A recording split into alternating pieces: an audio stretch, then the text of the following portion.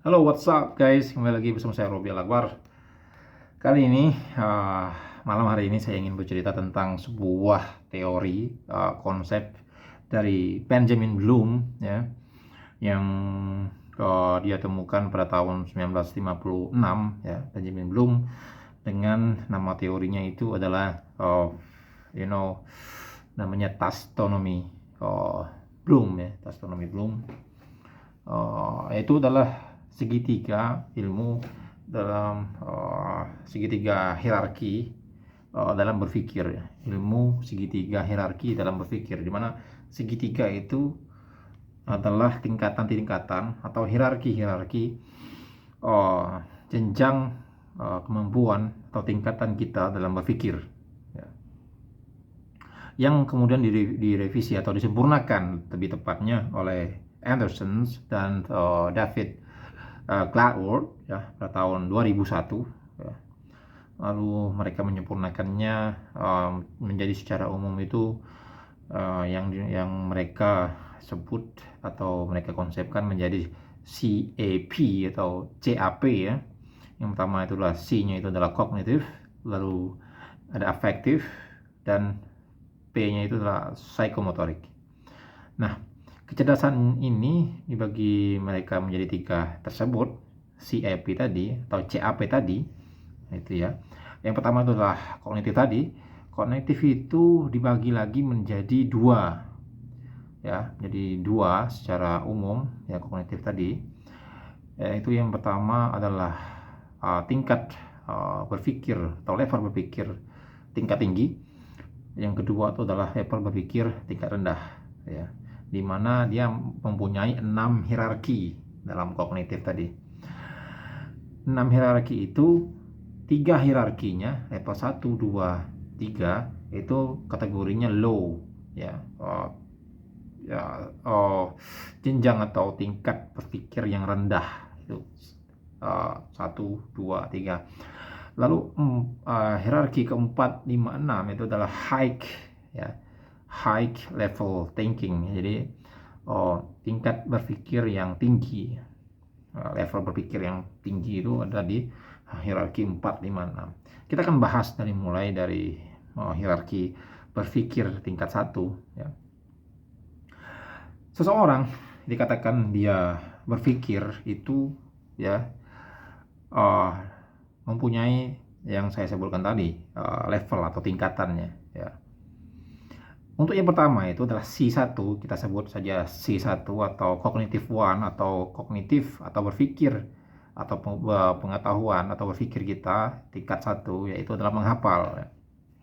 Ketika seseorang itu menghafal, misalnya saya akan menghafal rumus luas dari persegi panjang, yaitu panjang kali lebar, itu saya hafal, maka saya sudah berpikir level 1, ya, level 1. Saya sudah berpikir level 1. Lalu saya lanjut lagi ke C2, kognitif tingkat 2 atau level berpikir tingkat 2. Apa itu? Yaitu adalah setelah saya menghafal C1 tadi atau berpikir tingkat 1 tadi, untuk yang keduanya adalah saya memahami, ya, understanding, ya. Saya memahami bahwa panjang kali lebar itu adalah untuk menghitung luas persegi panjang.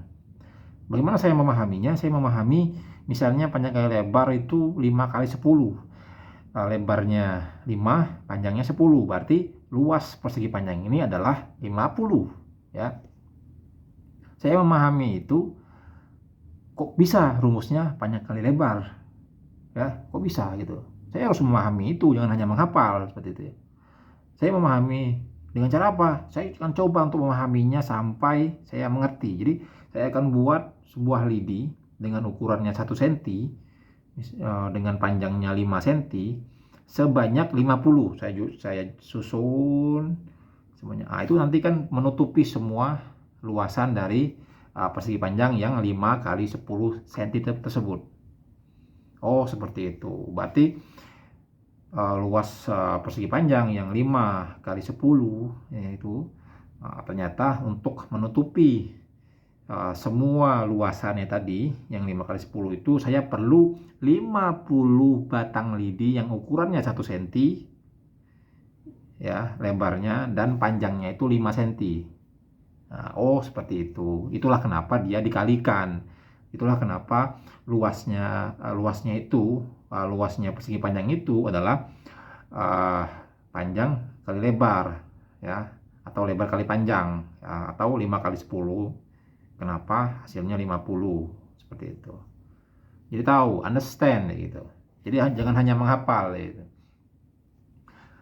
Misalnya kali-kali saya sebutkan untuk contoh yang kedua, 5 kali 5 25. Ya udah hafal. Itu hanya berpikir level 1 ya. Level 2-nya kenapa? Mengerti. Kok bisa kok 5 kali 5 sama dengan 25 kayak gitu. Ya bukan cuma menghafal, saya harus tahu. Berarti saya sediakan 5 buah lidi ya. 5 buah lidi tadi sebanyak 5 lagi ya, 5 buah lidi sebanyak 5 grup. Nah, 5 hasilnya adalah 25. Kayak gitu. Ternyata saya mengerti gitu, understanding. Nah, itu level 2. Level 3-nya apa? Adalah mengaplikasikan. Ketika saya tahu panjang kali lebar untuk menghitung luas persegi panjang itu adalah panjang kali lebar, lalu saya mengaplikasikan. Saya aplikasikan misalnya ketika saya membeli sebuah meja. Saya beli sebuah meja hari ini misalnya, saya langsung aplikasikan pengetahuan saya tadi yang saya sudah hafal rumusnya, saya aplikasikan untuk mengukur luas dari meja tersebut. Nah, meja itu saya ukur misalnya panjangnya sebuah meja itu misalnya 100 cm. 1 cm lebarnya adalah 40 cm. Langsung saya aplikasikan. 40 kali 100. 100 kali 40. Ini luasnya ini adalah berapa jadi? 100 kali 40. 4000 ya. 4000 cm gitu ya. Nah, seperti itu. Seperti itu. Saya beli buku. Buku ini langsung saya aplikasikan kan. Saya beli buku. Kira-kira berapa ya luas buku ini ya? Misalnya lebar bukunya 5. Panjang bukunya, nah berarti 5 kali 6. 30. Berarti luas buku ini adalah 30 cm. Nah, itu tadi adalah konsep bagaimana kita mengaplikasikan. Nah, sayangnya level dari kognitif kita yang level 1, 2, dan 3 itu tadi, itu adalah level rendah. Hierarki berpikir tingkat rendah. Masih ada level 4, 5, 6, yang mana itu adalah hierarki berpikir tingkat tinggi ya. Nah, selanjutnya adalah untuk hierarki berpikir tingkat 4 ya. Nah, di tingkat 4 itu ada namanya analyzing atau menganalisa. Pada saat kita sudah menghafal, lalu kita mengerti, lalu kita sudah mengaplikasikan contohnya ya tadi. Lalu ada untuk tingkat berikutnya adalah hierarki tingkat berpikir yang level selanjutnya atau level 4 itu adalah analyzing. Jadi kita menganalisa ya. Contohnya tadi, ketika kita sudah menghafal rumus persegi panjang adalah panjang kali lebar ya, lalu kita mencoba untuk mengerti ya kenapa untuk menghitung luas persegi panjang itu panjang kali lebar, kenapa. Lalu kita sudah mengaplikasikan panjang kali lebar itu untuk menghitung, misalnya kita punya buku ya, kita dapat luasnya. Jadi kita sudah memiliki 3 tingkatan hierarki dalam berpikir, yaitu menghafal, lalu kita mengerti, lalu kita mengaplikasikan. Nah, level 4-nya itu adalah analyzing. Jadi kita menganalisa ulang. Ini pada tingkatan C4 atau kognitif 4 ini kita sudah memasuki hierarki berpikir tingkat atas ya. Tingkat atasnya kenapa? Sebenarnya karena apa? Sebenarnya secara substansi hierarki berpikir tingkat 1, 2, dan 3 itu kita sudah clear, sudah finish sebenarnya. sudah menemukan solusi, ya. Pada saat kita tadi contohnya untuk mengukur luas, ya, luas persegi panjang, kita sudah tahu ya luasnya buku itu berapa gitu, kita sudah tahu. Ataupun kita beli tanah itu, kita sudah tahu berapa luas tanah tersebut. Kalau kita punya buku tuh, kita sudah tahu misalnya luas buku itu adalah 4x10 misalnya, lebar dan panjangnya kita sudah tahu 4x10 berarti 40 luasnya tadi. Nah, level keempat hierarki berpikir itu yang analisa tadi, kita menganalisa ulang dengan teori-teori baru, dengan pengetahuan baru, dengan uji coba baru. Kita apakah bisa misalnya persegi panjang tadi kita ubah sudutnya, kita ubah caranya dalam mencari, apakah ada rumus lain seperti itu, kita analisa. Setelah itu tadi, maka nanti akan muncul yang namanya hierarki berpikir tingkat 5, yaitu apa? Evaluasi. Nah, kita akan mengevaluasi nanti apakah benar nanti panjang lebar itu adalah untuk mengukur luas. Dievaluasi rumusnya. Karena apa? Contohnya matematika. Ketika kita menghitung sesuatu, pembagian atau perkalian, itu tidak hanya menggunakan satu rumus. Karena apa? Itu karena adanya tingkat atau hierarki berpikir tingkat atas tadi yang C5, namanya evaluator atau evaluasi. Dia mengevaluasi.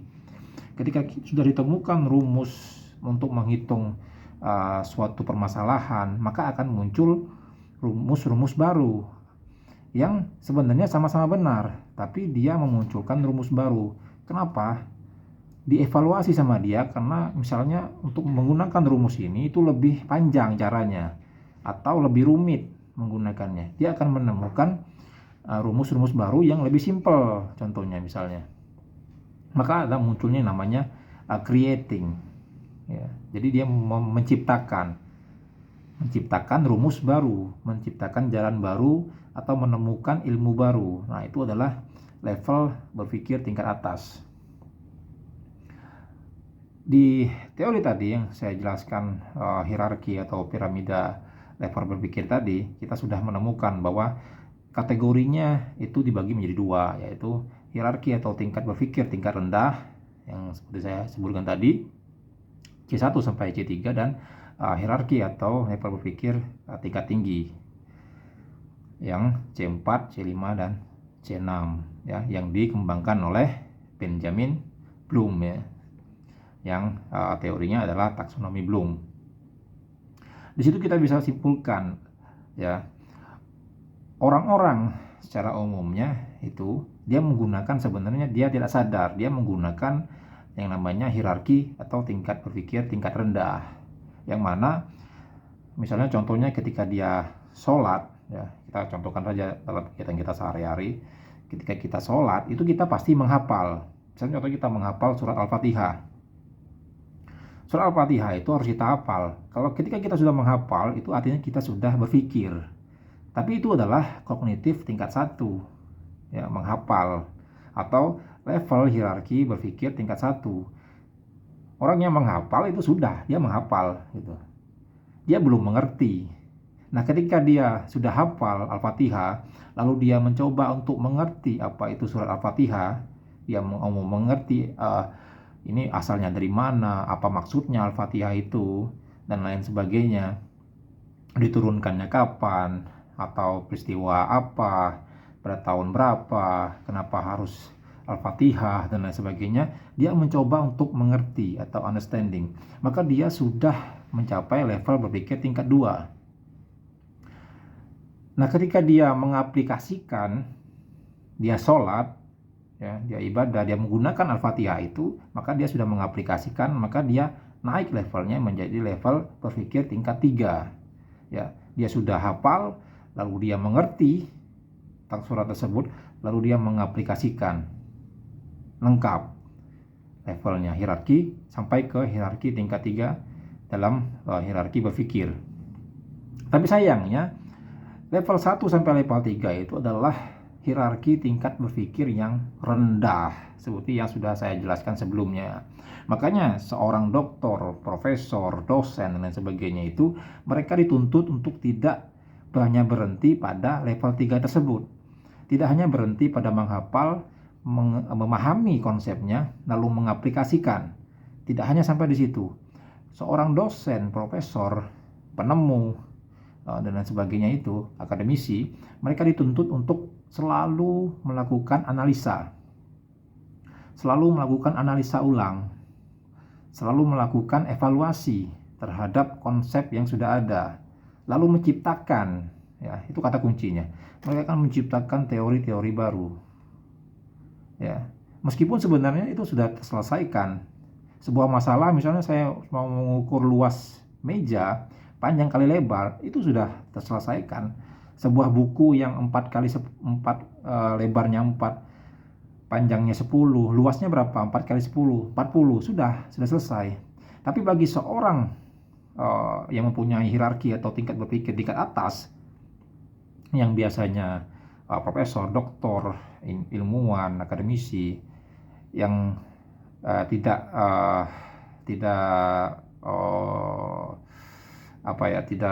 harus juga profesor doktor, ya, masyarakat umum juga bisa sebenarnya untuk mencapai hierarki atau level tingkat berpikir tingkat atas tersebut. Sebenarnya itu mereka tidak berhenti di situ, ya, mereka harus menciptakan. Itulah kenapa di rumus matematika itu ada banyak sekali, termasuk taksonomi Bloom ini juga direvisi. Karena apa? Muncul yang namanya recreating atau membuat teori baru. Tidak berhenti di situ. Hierarki ini saja, ya, teori yang saya jelaskan tadi mengenai taksonomi Bloom yang dipublikasikan atau diperkenalkan oleh Benjamin Bloom itu juga termasuk teori yang sudah clear sebenarnya, sudah bagus, ya, tapi malah direvisi lagi oleh Davidson, ya, dan Anderson.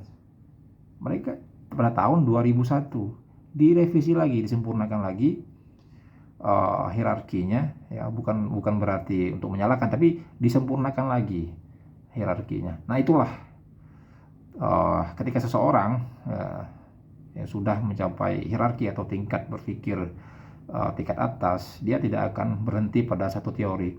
Bahkan dari teori tersebut dia akan menciptakan teori-teori baru.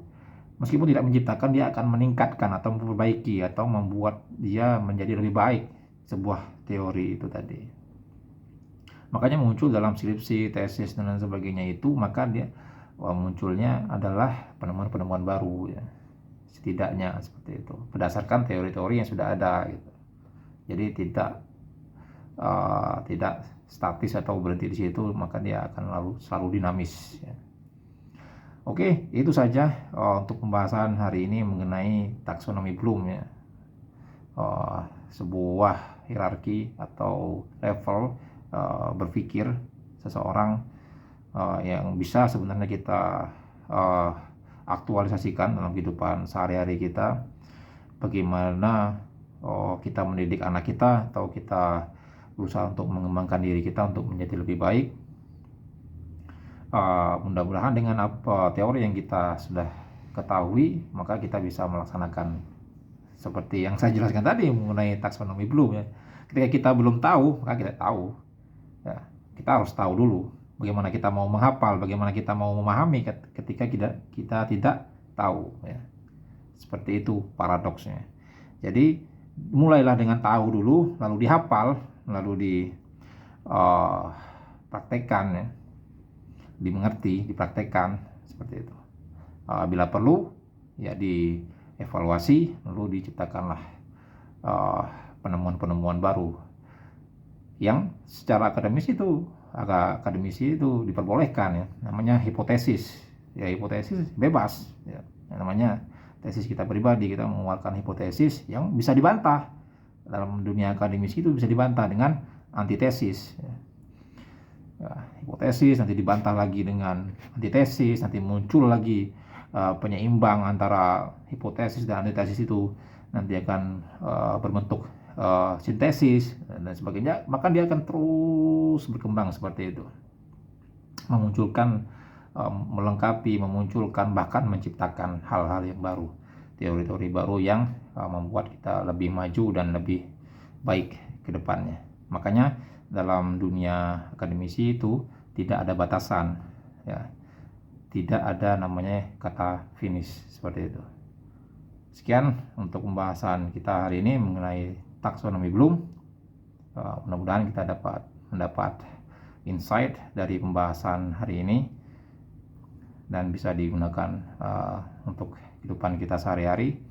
Saya akhiri, wabillahi taufiq wal hidayah. Assalamualaikum warahmatullahi wabarakatuh. Saya Robiel Akbar. Bye bye.